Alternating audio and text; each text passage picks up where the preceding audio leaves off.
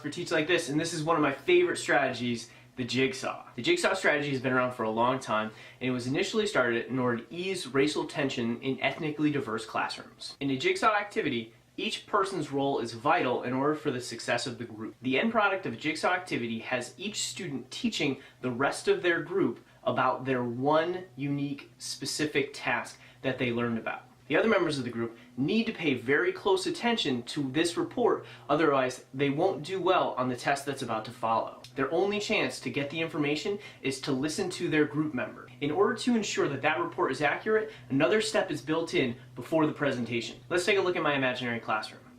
In this classroom I have 16 students. I've divided them up into 4 groups. Each group is given their own independent article to read. After each individual student reads the article, they confer with their group about key points and key pieces of information that they need to pass on. Once they've identified their key points, they take time to make talking points and small presentations in which they're going to bring with them to their expert groups.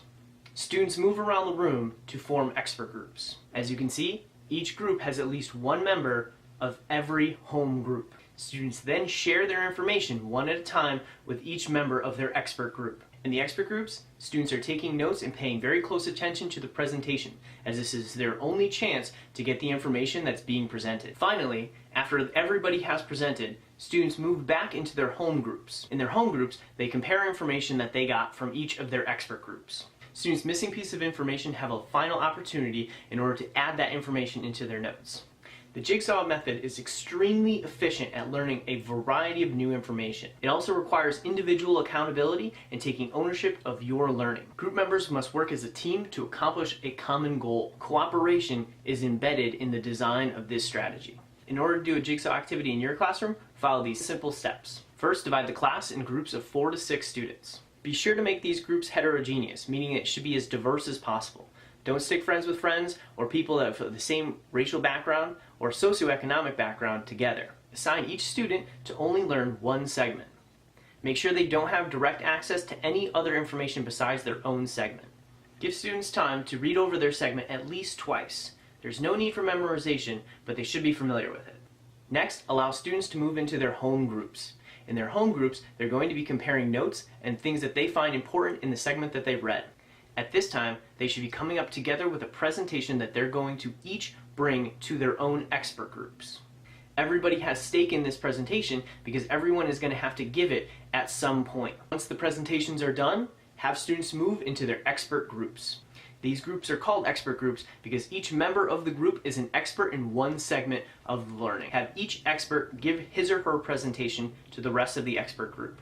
Encourage other students in the expert group to ask questions if they need clarification. Float from group to group to see how the interaction is going.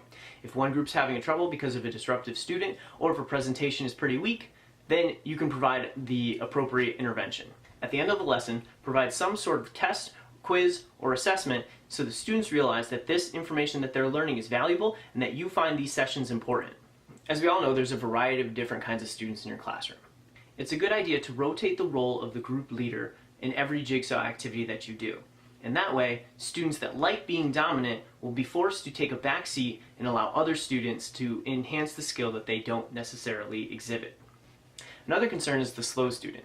What happens if a student gives an inferior report in the expert group? The grade of all of those other group members is going to suffer. Doing a proper jigsaw activity accounts for that student, in which case that student's information will be bolstered during their time in the home group. Another possible solution to assist that slow learner, if your student groups don't divide up evenly and you have an extra student, pair up that extra student with a slow learner.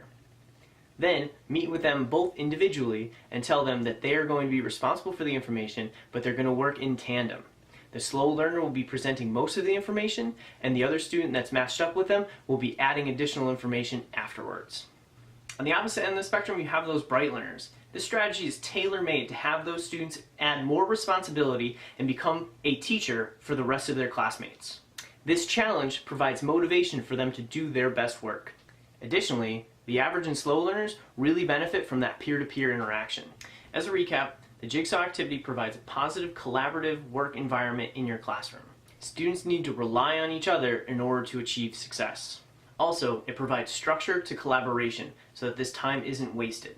That's all for this video. If you want additional information, connect with me on Twitter, on email, or by commenting down below. Also, click subscribe in order to get weekly teaching strategies in your newsfeed. I'm Alex, and that's Teach Like This.